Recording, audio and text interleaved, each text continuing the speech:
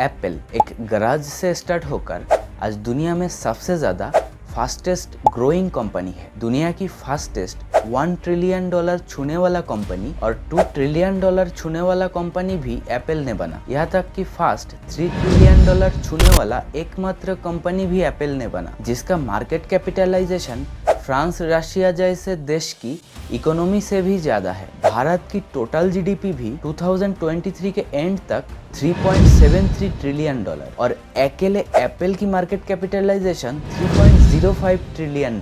दुनिया की सबसे बड़ा economy US, China, Japan, Germany, India और यूनाइटेड किंगडम के बाद एप्पल का मार्केट कैपिटलाइजेशन आता है हर सेकंड में, जिसका रेवेन्यू $3000 से भी ज्यादा। लेकिन एप्पल का को-फाउंडर स्टीव जॉब, जिनका जन्म होते ही पिता माता ने दत्तक दे दिया, पैसे की कमी के वजह से पढ़ाई भी नहीं पूरा कर पाए। पैसे की दिक्कत के कारण दोस्त के रूम में फ्लोर पर ही सो जाते थे, कोक के बोतल बेचकर पैसा जुगाड़ करके खाना खाते थे और हफ्ते में एक बार अच्छा खाना खाने के लिए कई किलोमीटर पैदल चल के हरे कृष्ण टेम्पल जाकर भोजन करते थे। आज बात करेंगे उस इंसान की जिसका बनाया गया प्रोडक्ट लोगों के लिए एक स्टेटस सिंबल ही नहीं है, बल्कि जिनका लाइफ स्टोरी करोड़ों के लिए एक इंस्पिरेशन भी है। नमस्कार, मैं प्रसेनजीत देवनाथ। आज बात करेंगे 25 साल के उम्र में यंगेस्ट बिलियनियर बनने वाला सक्सेसफुल एंटरप्रेन्योर, बिजनेसमैन और एप्पल के को-फाउंडर स्टीव जॉब के बारे में, और जानेंगे उन्होंने कैसे एक गराज से स्टार्ट करके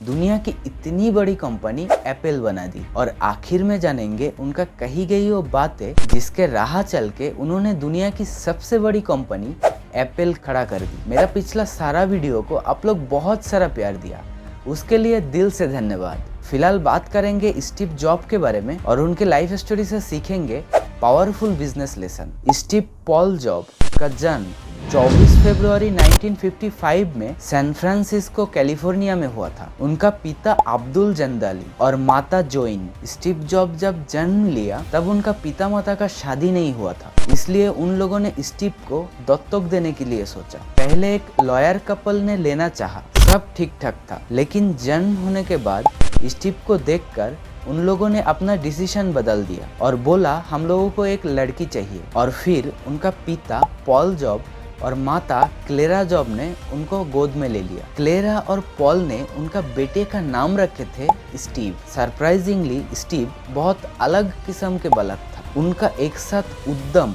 जानने की इच्छा शक्ति और रिसर्च एबिलिटी बहुत अच्छा था। स्टीव ऑर्डिनरी बच्चे के तरह ही बड़ा हो रहा था। उन्होंने पिता के साथ गराज में भी काम करते थे। उनका एज जब 12 साल की होता है, उनका पिता माता नोटिस करते हैं उनका बेटे का इलेक्ट्रॉनिक्स में बहुत रुचि है। उन्होंने जब स्कूल में थे तब स्टीव वॉजनियाक के साथ अच्छी दोस्ती हो जाता है, जिन्होंने बाद में पहला एप्पल कंप्यूटर बनाया। दोनों का इंटरेस्ट इलेक्ट्रॉनिक्स था। उनका इलेक्ट्रॉनिक्स में इतना रुचि था, एक बार स्कूल में सर्किट बोर्ड के कमी के कारण प्रैक्टिकल नहीं कर पा रहे थे। तब उन्होंने एचपी कंपनी के फाउंडर सीईओ बिल ह्यूलेट को कॉल लगाया और कॉल करके इलेक्ट्रॉनिक्स बोर्ड मंगाया। इतना बड़ा कंपनी के फाउंडर कभी भी फोन रख सकते थे, लेकिन उन्होंने स्टीव का सीखने का इच्छा शक्ति देख के खुद प्रभावित हुए और बाद में उन्होंने स्टीव को समर इंटर्नशिप ऑफर भी किया। स्कूल के बाद उन्होंने रीड कॉलेज में एडमिशन लिया, लेकिन उनका पिता माता का पूंजी का सब पैसा खर्चा हो रहा था और उनको पिता माता का पूरी पूंजी खर्च करके इस पढ़ाई का कोई वैल्यू नजर नहीं आ रहा था। इसलिए उन्होंने एडमिशन के 6 महीने के अंदर ही कॉलेज छोड़ दी। लेकिन 1.5 साल तक किसी तरह कॉलेज आते जाते रहे। क्योंकि उन्होंने कॉलेज छोड़ दी थी, उनके ऊपर से हर क्लास अटेंड करने का बोझ खत्म हो गया। उन्होंने बस वही क्लास अटेंड करते थे जो क्लास में उनको मजा आता था और जिसमें उनका रुचि था। उस टाइम दोस्त के रूम में फ्लोर पर ही सो जाते थे, कोक के खाली बोतल दुकान में देके पैसा जुगाड़ करके खाना खाते थे और हफ्ते में एक बार अच्छा खाना खाने के लिए कई किलोमीटर पैदल चल के इस्कॉन मंदिर में जाकर भोजन करते थे। उस टाइम रीड कॉलेज में वर्ल्ड क्लास कैलीग्राफी सिखाया जाता था। उन्होंने कैलीग्राफी सीखना चालू किया। एक ही शब्द को अलग अलग आर्टिस्टिक तरीके से लिखने को कैलीग्राफी बोलते हैं। 1972 में वॉजनियाक ने एक ब्लू बॉक्स बनाया। ब्लू बॉक्स को टेलीफोन के साथ जोड़ के डिस्टेंस में फ्री में कॉल कर सकते थे। उन्होंने स्टीव वॉजनियाक के साथ मिलके ब्लू बॉक्स बॉक्स को बेचना चालू किया और ब्लू बॉक्स बेचकर $6000 कमाया। बाद में इलीगल होने के कारण इसको बंद करना पड़ा। As an engineer Steve Wozniak का सपना था पर्सनल कंप्यूटर बनाना। पढ़ाई खत्म होने के बाद स्टीव जॉब ने अटारी ज्वाइन करते हैं वीडियो गेम डिजाइनर के पोस्ट में। उस समय 1973 में वॉजनियाक ने क्लासिक वीडियो गेम का एक अपना वर्जन बनाया था और इसका इलेक्ट्रॉनिक्स बोर्ड जॉब को दिया था। वॉजनियाक कहते हैं अटारी स्टीव को इसलिए हायर किया था क्योंकि स्टीव ने कंपनी में उस बोर्ड को ले गया था और उन लोगों ने सोचा स्टीव ने खुद से उस इलेक्ट्रॉनिक्स बोर्ड को बनाया। बाद में अटारी का को फाउंडर नॉलेन बुशनेल ने स्टीव के बारे में कहते हैं स्टीव डिफिकल्ट बट वैल्यूएबल। उन्होंने हमेशा रूम में बैठे सब आदमी से ज्यादा स्मार्ट थे और ये चीज उन्होंने सबको एहसास भी कराते थे। एक टाइम स्टीव का उद्यम सब चला गया था। उन्होंने आध्यात्मिक शांति पाना चाहते थे, इसलिए उन्होंने सब कुछ छोड़ने का प्लान बनाया और जॉब ने इंडिया आते हैं नीम करोली बाबा से मिलने के लिए कांची आश्रम में स्पिरिचुअल ज्ञान पाने के लिए। लेकिन जब तक नीम करोली बाबा के आश्रम में पहुंचे तब तक बाबा नीम करोली की देहांत हो चुका था। बाद में उन्होंने जैन और बुद्धिज्म का प्रैक्टिस किया। 7 महीना इंडिया में घूमे, अपना माथा शेव कर लिए थे, फ्रूटेरियन बन गए, फ्रूट खाते थे, इंडियन ट्रेडिशनल कपड़े पहनते थे। बाद में उन्होंने एक्सपीरियंस शेयर करते हुए बोलते हैं उन्होंने अपने जिंदगी में किया हुआ सबसे इम्पोर्टेंट, सबसे जरूरी 2 या 3 कामों में से ये एक था। 1975 में वॉजनियाक ने अपना प्रोजेक्ट खत्म किया जिसके ऊपर उन्होंने बहुत दिनों से काम कर रहे थे। उन्होंने कंपनी में इसको बेचने का कोशिश किया लेकिन उनका प्रोडक्ट अप्रूव नहीं हुआ। उन्होंने दोस्त के कंपनी अटारी में जाके इसको बेचना चाहा लेकिन कंपनी ने सोचा ये एक नॉन प्रॉफिटेबल प्रोडक्ट है। ये वॉजनियाक के लिए बहुत ही दुखद था। स्टीव जॉब ने जब इंडिया से लौटा तब वॉजनियाक ने अपना प्रोडक्ट दिखाया और इसका फेलियर के बारे में बताया। जॉब ने प्रपोज किया हम लोगों को अपना ब्रांड खोलना चाहिए। 1 अप्रैल 1976 में एप्पल कंपनी का यात्रा शुरू हुआ। स्टीव जॉब,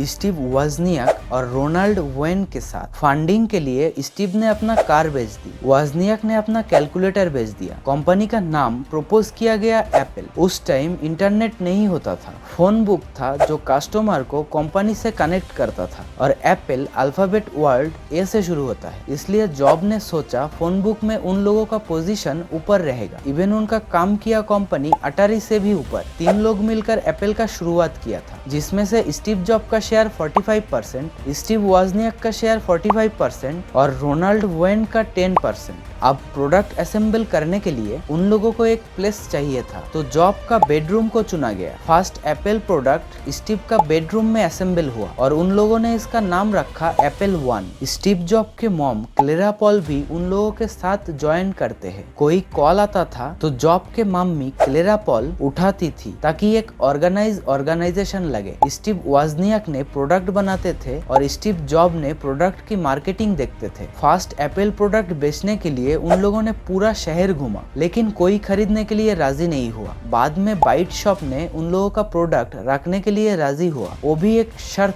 पर, प्रोडक्ट बेचने के बाद ही पैसा मिलेगा। उनका प्रोडक्ट दुकान में रखने के 1 हफ्ते के अंदर ही बिक गया। अब उन लोगों को और प्रोडक्ट बनाने के लिए बड़ा स्पेस चाहिए था तो उन लोगों ने स्टीव का गराज को चुना। स्टीव जॉब के गराज में ही एप्पल प्रोडक्ट बनता था। एप्पल 1 के बाद उन लोगों ने एप्पल 2 के लिए काम शुरू कर दिया लेकिन इसके लिए उन लोगों को ज्यादा पैसे का जरूरत था। इसके अंदर रोनाल्ड वेन ने अपना 10% उन लोगों के पास बेच के चला गया। उन लोगों ने बैंक लोन लेने का कोशिश की लेकिन बैंक रिजेक्ट कर दिया। स्टीव जॉब ने पूरा दिन इन्वेस्टमेंट जुटाने के लिए बिता देते थे। उन्होंने कई दिन तक खुद को एक रूम में बंद कर लिए थे और इन्वेस्टमेंट जुटाने के लिए हर जगह कॉल करते थे। जब कोई उम्मीद के किरण नहीं दिख रहा था तब उन्होंने एप्पल का फर्स्ट इन्वेस्टमेंट जुटाने के लिए सफल हुए, $250,000। बाद में बैंक ऑफ अमेरिका भी लोन दिया। 1977 में एप्पल 2 बाजार में आया और एप्पल की तरफ से ये एक बड़ा हिट प्रोडक्ट साबित हुआ। 1978 में स्टीव जॉब ने $1 मिलियन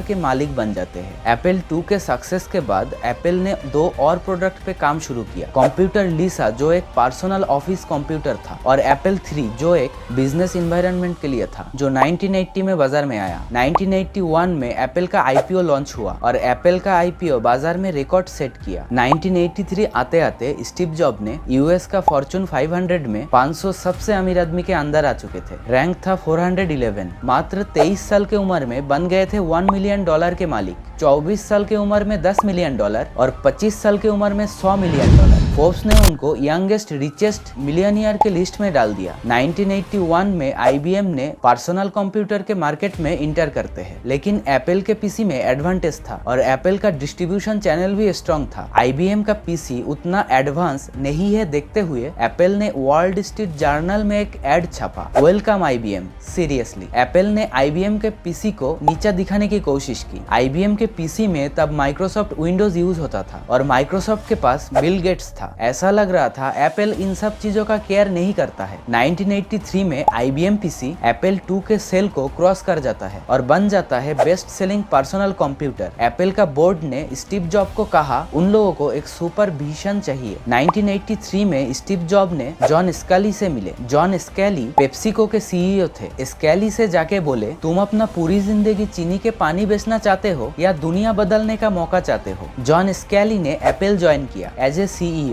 इसके बीच स्टीव जॉब और उनके टीम जेरॉक्स कंपनी में विजिट करते हैं। वहाँ पे उन लोगों ने एक प्रोटोटाइप मशीन देखा जिसका एक कीबोर्ड और माउस था और अच्छा ग्राफिक्स इंटरफेस था। ये मशीन देखने के बाद स्टीव जॉब को लगा उन्होंने कोई रेवोल्यूशनरी प्रोडक्ट देख लिया है। उसके बाद एप्पल ने जेरॉक्स के कुछ एम्प्लॉय के साथ मिलके उनका अगली प्रोडक्ट बनाया, मैकिन्टॉश, जो मॉडर्न कंप्यूटर के परिभाषा बदलने वाला था। उसके बाद एप्पल के हिस्ट्री का सबसे एडवांस्ड प्रोडक्ट मैकिन्टॉश बाजार में आया। एप्पल ने कॉन्फिडेंटली एड पब्लिश किया, 1984 वोंट बी 1984 एनीमोर, मतलब दुनिया बदलने वाला है और दुनिया बदलने का एक ऐसा प्रोडक्ट आने वाला है। उनका आशा था इस प्रोडक्ट मार्केट कैप्चर कर लेगा। स्टीव जॉब ने इस प्रोजेक्ट का प्रोडक्शन हेड थे। मैकिन्टॉश बनाने के टाइम टारगेट था $1000 के अंदर कोई कंप्यूटर बनाया जाए, लेकिन रिसर्च एंड डेवलपमेंट में ज्यादा खर्चा होने के कारण प्रोडक्ट का प्राइस बढ़ाना पड़ा। स्टीव जॉब चाहते थे $2000 में इसको बाजार में छोड़ा जाए। बाद में जॉन स्कैली ने इसका प्राइस $2500 रखा। मैकिन्टॉश ज्यादा महंगा होने के कारण बाजार में फेल हो गया। स्टीव जॉब चाहते थे प्राइस कट करके इसको बाजार में दोबारा छोड़ा जाए। प्राइसिंग को लेकर दोनों के बीच बहस हुआ।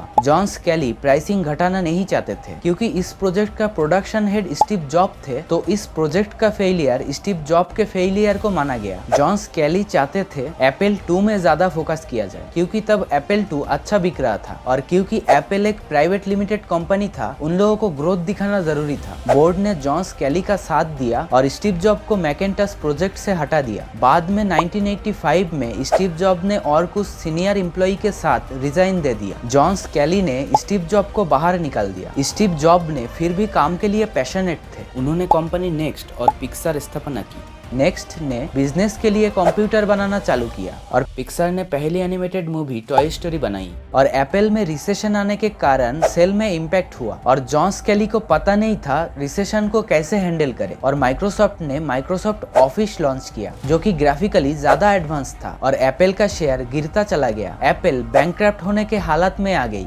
1996 में जब नेक्स्ट का आईपीओ लॉन्च हुआ तब स्टीव जॉब ने दोबारा मिलियनियर बन गए। एप्पल ने मैकिन्टॉश का ऑपरेटिंग सिस्टम अपडेट करने का कोशिश किया लेकिन फेल हुआ। नेक्स्ट ने नेक्स्ट स्टेप ऑपरेटिंग प्लेटफॉर्म बनाया था। एप्पल ने अप्रत्याशित कदम उठाते हुए नेक्स्ट स्टेप को खरीद लिया 1996 में और फिर स्टीव ने एप्पल में वापस आ गए। स्टीव जॉब जब वापस आए तब एप्पल ने 350 प्रोडक्ट बना रहा था। उन्होंने 340 प्रोडक्ट हटा दी और 10 चीजों में फोकस किया। उन्होंने एप्पल में आते ही एक हॉल में सबको बुलाया और बोला, what's wrong with this place? It's the product sucks, there is no sex in them anymore. मतलब प्रोडक्ट में वो बात ही नहीं है। कारण जब स्टीव जॉब नहीं थे तो एप्पल ने अपना आइडेंटिटी खो चुका था और एप्पल ने स्टीव जॉब का इन्फ्लुएंस पावर भी खो चुका था। उसके साथ साथ इतना प्रोडक्ट होने के कारण मॉडल के बीच डिफरेंशिएट करना इम्पॉसिबल था और ये चीज कस्टमर को कंफ्यूज करता था। एप्पल जिसके लिए इन्वेंट हुआ था उस लक्ष्य से हट गया था। स्टीव जॉब ने बोला, focusing on just handful thing and venture rather than hundreds of them, let's free of the space for what matter the most. उन्होंने नेक्स्ट स्टेप को एप्पल के साथ जोड़ दिया और 1998 में iMac लॉन्च किया, जो पहला 5 महीना में ही 80,000 यूनिट से भी ज्यादा बिका। 2001 में फर्स्ट एप्पल स्टोर खुला वर्जीनिया एंड कैलिफोर्निया में।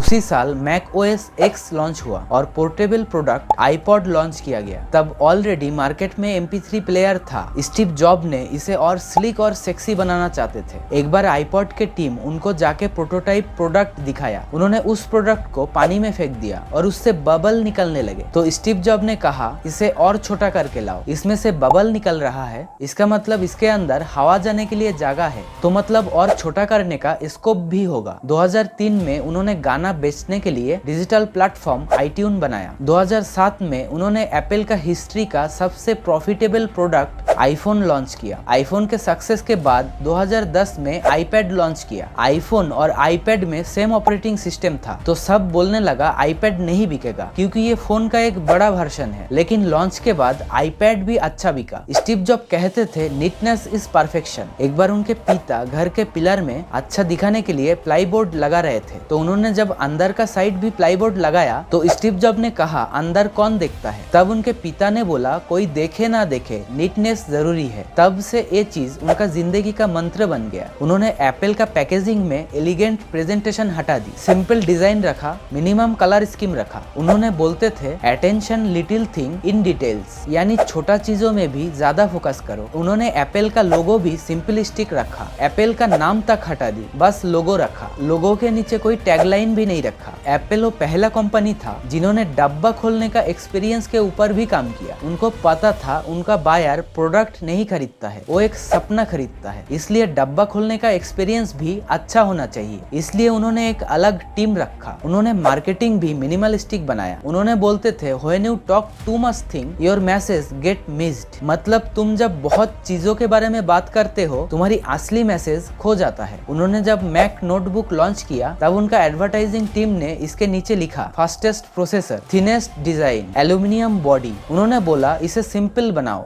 The world thinnest notebook. उन्होंने बोलते थे मैं गर्व महसूस करता हूँ जो मैं करता हूँ, और जो मैं नहीं करता हूँ उसके लिए भी गर्व महसूस करता हूँ। उनका मार्केटिंग स्ट्रेटेजी था भीड़ में से अपना लोग चुन के उसे अपना बना लो। उन्होंने बाजार को ही अलग किया। उन्होंने बोलते थे Microsoft is my biggest competitor. Microsoft से उन्होंने बाजार अलग किया। उन्होंने बोलते थे Microsoft has no taste, I don't mean that in a small way, I mean that in a big way. Microsoft के पास टेस्ट है ही नहीं। उन्होंने बोलते थे if you don't stand up for what you believe in you will get unnoticed, मतलब जो तुम बिलीव करते हो वो अगर तुमने नहीं बोला तो तुम दिखाई नहीं दोगे। उन्होंने बार बार माइक्रोसॉफ्ट को नीचा दिखाने की कोशिश करते थे। उन्होंने बोलते थे repetition is necessary to try the point back home. उन्होंने कस्टमर को मैसेज देते थे हम लोग टेस्ट और क्लास पे काम करते हैं। उन्होंने बोलते थे Microsoft doesn't bring culture to their product. आप लोग अगर नाइकी को भी देखते हो वो अपना प्रोडक्ट के बारे में कहा बोलता है, प्रोडक्ट अच्छा है, लाइट वेट है, कुछ नहीं बोलता, वो बस एथलीट क्लास को प्रमोट करता है। उन्होंने जानते थे लोगों को कम्युनिटी के बीच में अटेंशन पाना बहुत अच्छा लगता है, इसलिए once you buy Apple you always buy Apple. Apple के कस्टमर बार बार एप्पल ही खरीदता है, चाहे बाजार में अच्छा फीचर ही क्यों ना मिल जाए, वो हमेशा एप्पल ही खरीदता है। Aspiration is valuation. एप्पल ने लोगों के बीच में एक एस्पिरेशन क्रिएट कर दी, एक सोशल स्टेटस बना दिया। Social status social currency. Apple has raised the bar, इसलिए एप्पल का कस्टमर भी एप्पल सजेस्ट करता है। एप्पल में बहुत सारा ऐप सपोर्ट नहीं करता, एंड्रॉइड के साथ पेयर नहीं कर सकते, फिर भी लोग एप्पल खरीदते हैं। एप्पल ने कभी भी ज्यादा डिस्काउंट नहीं देता, discount kills the valuation. Steve Jobs बहुत ही स्ट्रिक्ट थे।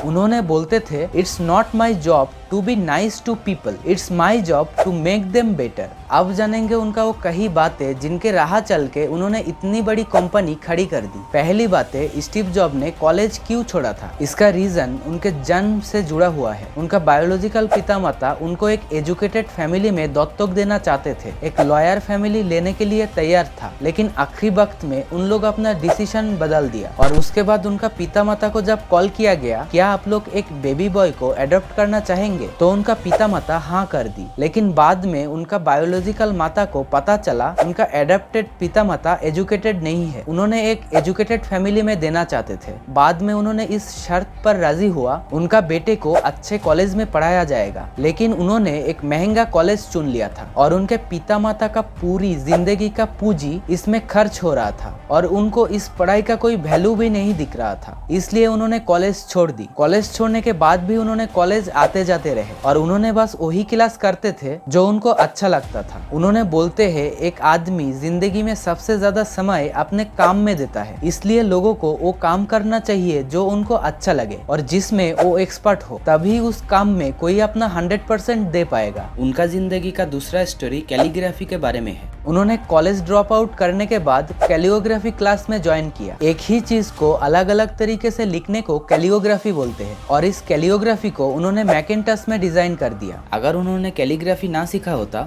तो मैकेन्टच में अलग अलग फ्रंट नहीं आता, और क्योंकि विंडोज ने एप्पल का कॉपी किया था, शायद दुनिया की कोई भी कंप्यूटर में अलग अलग फ्रंट नहीं होता। इसलिए हमेशा जिंदगी में जो होता है वो अच्छा होता है। आप फ्यूचर में जाके नहीं देख सकते आज मेरे साथ जो हो रहा है वो अच्छा हो रहा है या बुरा हो रहा है। आपको आपके डेस्टिनी पर विश्वास करना होगा। आपको फ्यूचर में जाके ही पता चलता है ये चीज मेरे साथ अच्छा हुआ था। उनका जिंदगी का तीसरा स्टोरी अपने ही कंपनी से निकाल देने का स्टोरी। जब उनको एप्पल से निकाला गया तब उनका सब टूट चुका था। एक बार उन्होंने सिलिकॉन वैली छोड़ने का भी मन बनाया, लेकिन उन्होंने खुद को पाया जो उन्होंने करते थे उसके लिए आज भी उन्होंने पैशनेट है। उन्होंने फिर से शुरू किया। अब उनको कुछ भी खोने का डर नहीं था। अब उनको सक्सेस होने का बोझ हल्केपन में बदल गया था। उन्होंने लोगों को बोलते हैं स्टे हंग्री स्टे फुलिश, यानी अपने लक्ष्य को पाने के लिए हमेशा भूखा रहो और पागल रहो। उनके जिंदगी में दोस्त का भी बहुत योगदान था। उन्होंने बोलते हैं अगर ब्लू बॉक्स नहीं होता तो शायद एप्पल कंपनी कभी होता ही नहीं। इसलिए अच्छा दोस्त रखना हमेशा जरूरी है जो तुम्हारा गोल को शेयर करे और तुम्हारा बुरा वक्त में तुम्हारा साथ दे। अच्छे दोस्त को कभी भूलना नहीं चाहिए। श्री कृष्ण ने भी अपने गोकुल के दोस्त को कभी नहीं भूला था। श्री कृष्ण ने जब द्वारकाधीश बन गया तब उनके गोकुल के दोस्त उनसे मिलने के लिए आए। तब श्री कृष्ण ने सुदामा की चरण धोया। तब सुदामा ने कहा, हे माधव, एक द्वारकाधीश एक भिक्षुक के चरण स्पर्श करे ये शोभा नहीं देता। जवाब में श्री कृष्ण ने कहा, माना सुदामा कि दिन बदल गए,